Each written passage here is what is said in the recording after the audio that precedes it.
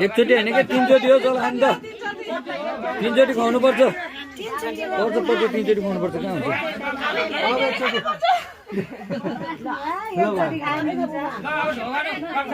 एकचोटि खायो भने मलाई यहाँ चाहिएर पो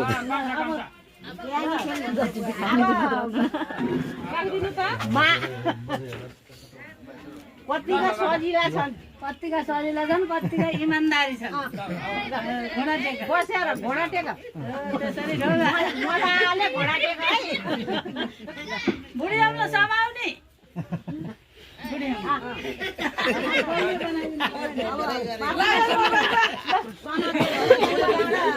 पैसा हाल्दिनु के हो र कति पैसा चाहिने हो भाउजूलाई डिमान्ड चाहिँ कति पैसा मान्ने हो कति पैसाले मान्ने हो भयो मैले कमाएको छ त्यसलाई नै दिन्छु भनेछ भयो